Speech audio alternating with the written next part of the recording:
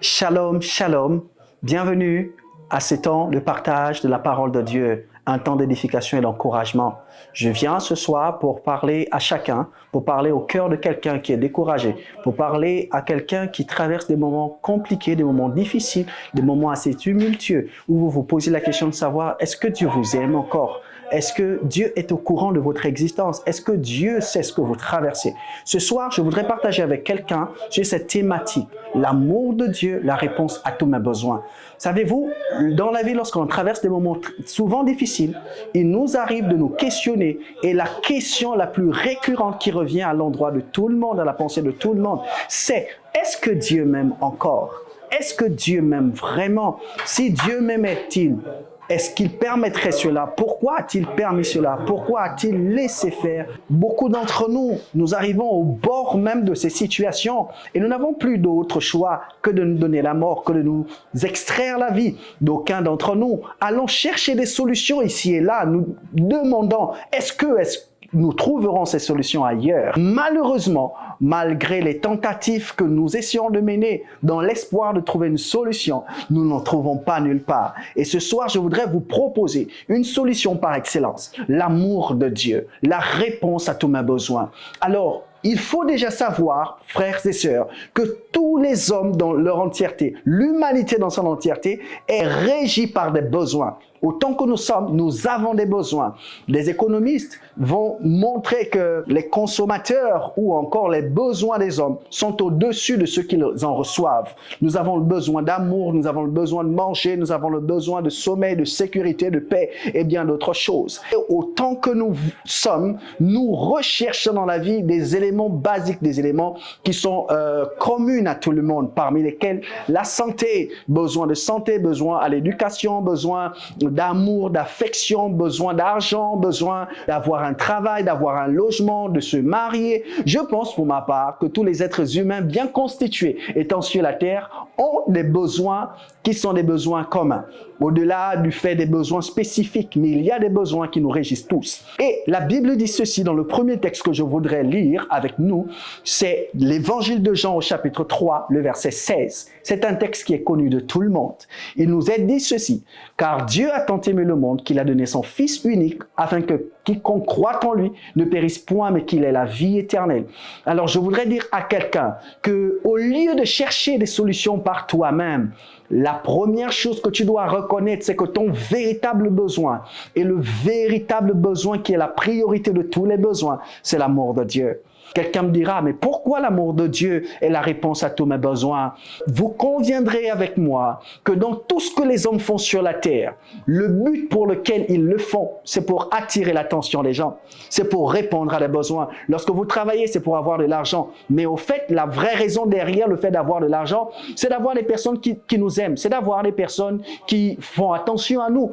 Vous prenez de l'argent. Je vais citer un homme qui est du peuple gabonais. Il a chanté un chant à l'époque en disant que ce qui est bien d'être fait, les choses qui sont respectables, c'est de pouvoir apprendre, ensuite trouver un travail. Après quoi, trouver un travail, trouver une femme, l'épouser, construire une maison, avoir des enfants. Ça, ce sont des bonnes choses. Et si vous remarquez dans les paroles de son chant, il renvoie à une chose. La raison pour laquelle la personne trouve le travail, trouve l'argent et se marie, c'est d'avoir l'amour. Avoir l'amour d'une femme, avoir l'amour des enfants. Et donc, dans tout ce que les hommes font, il y a le fait que les hommes recherchent l'amour. Et il y a ce adage qui dit, 3 mots visent les grandes personnalités, à savoir l'argent, l'amour et le pouvoir. Il y a l'amour qui revient pour dire que la chose la plus importante que tout le monde recherche et dont tout le monde a besoin, c'est de l'amour. Malheureusement, cet amour, nous ne l'avons pas toujours partout. Nous ne l'avons pas toujours avec tout le monde.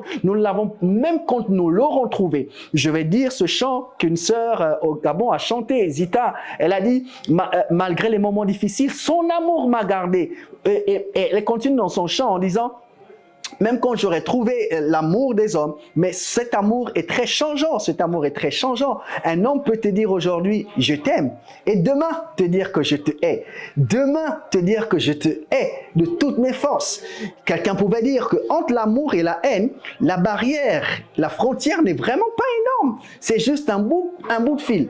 Il est vraiment minime tellement fine qu'on ne se rend pas compte d'à quel moment la personne a quitté l'amour pour la haine. L'amour de l'homme est très changeant. L'amour de l'homme est conditionnel. L'homme vous aime parce qu'il attend quelque chose de vous. Un homme va désirer une femme et il va dire à cette femme, je t'aime, parce qu'il recherche quelque chose que vous avez qui va lui procurer du plaisir. Et dès l'instant où vous refuserez de lui donner ce qu'il voudra, alors ce qu'il veut, il va commencer de dire qu'il vous haït, qu'il vous hait, qu'il ne veut plus de vous. L'homme va chercher à vous aimer parce que vous aviez des relations. Il voudrait marcher avec vous à cause du fait qu'il voudrait profiter de votre carnet d'adresses, de votre répertoire. Un homme va décider de vous aimer parce que vous avez de l'argent. On parle aujourd'hui de certains hommes qui sont gigolos, qui suivent des femmes, disent même qu'ils aiment ces femmes, mais seulement à cause de ce qu'ils ont. A contrario, Dieu ne vous aime pas pour ce que vous avez. Dieu ne vous aime pas parce que vous êtes sur le point de vous lui donner quelque chose. La Bible dit qu'il nous a aimés et c'est lui qui nous a aimés le premier. Je suis dans 1 Jean chapitre 4. Il nous a aimés le premier. Ce qui importe à Dieu, ce n'est pas l'amour que nous avons pour lui, mais c'est l'amour qu'il a envers nous.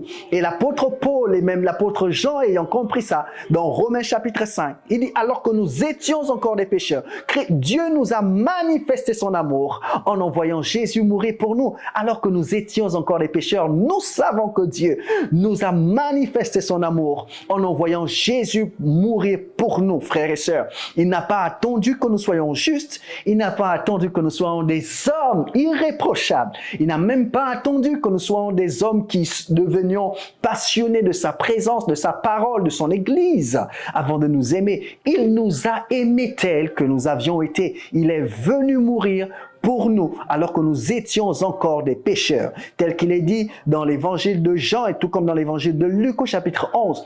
La Bible nous dit ceci, que Jésus n'est pas venu pour ceux qui sont bons, mais il est venu pour ceux qui sont mal portants. Il est venu pour ceux qui sont malades. Il est venu pour ceux qui sont voleurs. Il est venu pour ceux qui sont en très mauvaise santé. Dans l'évangile de Luc au chapitre 4, les versets 18, nous voyons la mission de Jésus. Il va nous dire ce qui suit. Il dit, l'Esprit du Seigneur est sur moi, car il m'a oint pour annoncer une bonne nouvelle aux pauvres. Nous voyons ici une des missions de Jésus-Christ qui est annoncée par Jésus même lorsqu'il arrive dans le temple, lorsqu'il arrive à Nazareth dans le temple où il avait grandi, il va citer un texte du prophète Ésaïe. Et en citant ce texte, il va dire à son auditoire, aujourd'hui même, cette parole que vous venez d'entendre a trouvé son accomplissement. Quel accomplissement? Que les pauvres peuvent avoir de l'espoir. Quel accomplissement? Que les voleurs peuvent avoir un autre témoignage, une autre histoire. Je voudrais dire à quelqu'un qui est rébu de la société, qui est rejeté par la société, peut-être que vous êtes prostitué, peut-être que vous menez une activité au noir et vous êtes dans une situation inquiétante. Vous vous dites que vous n'êtes pas aimé, vous n'êtes pas apprécié, vous n'êtes pas accepté par la société. Mais j'ai une bonne nouvelle pour vous. L'amour de Dieu vous suffit. L'amour de Dieu est ce dont vous avez besoin. Peut-être que vous êtes rejeté par votre famille. Peut-être que vous n'êtes pas apprécié par les gens et vous vous dites qu'il en vaut la peine pour vous de continuer à vivre. J'ai envie de vous dire ceci, l'amour de Dieu vous suffit. Pourquoi est-ce que l'amour de Dieu est la réponse à tous mes besoins? Premièrement, l'amour de Dieu est la réponse à tous mes besoins parce que c'est le seul qui ne nous juge pas, mais qui nous sauve au contraire. Vous êtes certainement victime de jugement de la part des personnes de votre environnement. Mais Dieu a envoyé Jésus, non pas pour nous juger, mais pour nous sauver. Il a envoyé Jésus pour nous sauver. Et Jésus nous a trouvés dans l'état dans lequel nous étions de péché. Je rappelle le texte de Jean chapitre 3, le verset 16. Il est clairement mentionné que Dieu a tellement aimé le monde que la conséquence de son amour envers nous, c'est qu'il a envoyé son Fils Jésus, non pas pour nous juger, mais pour nous sauver, pour nous accorder la vie éternelle. C'est la première raison pour laquelle l'amour de Dieu est la réponse à tous vos besoins. En réalisant que l'amour de Dieu est la réponse à tous vos besoins, vous comprendrez que toutes les autres choses dont vous aviez besoin se trouvent dans la réalisation de l'amour de Dieu pour vous. Pourquoi l'amour de Dieu est la réponse à tous nos besoins? 2, parce que l'amour de Dieu ne nous condamne pas, mais elle nous soutient, elle nous justifie. Romains chapitre 8 et Romains chapitre 8, les versets 1 et les versets 28.